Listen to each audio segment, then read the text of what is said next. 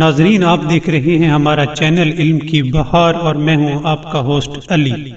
ناظرین، ایک دفعہ کا ذکر ہے کہ ایک شخص امام جعفر صادق علیہ السلام کی خدمت میں حاضر ہوا اور کہنے لگا، فرزند رسول، مجھے بتائیں کہ حج کے دوران جو سعی کی جاتی ہے، یعنی صفا اور مروہ کے درمیان 7 چکر لگائے جاتے ہیں، ان کا کیا سبب ہے؟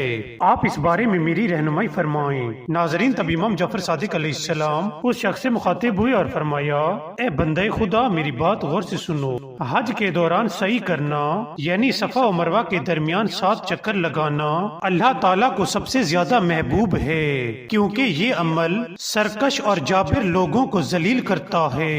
اس عمل سے سرکش اور جابر لوگ ذلیل ہوتے ہیں۔ ناظرین، اس واقعے سے ہمیں سبق ملتا ہے کہ حج کے دوران سعی کرنا یعنی صفا و مروہ کے درمیان 7 چکر لگانا اللہ تعالیٰ کو سب سے زیادہ محبوب ہے، کیونکہ اس سے سرکش اور جابر لوگ ذلیل ہوتے ہیں۔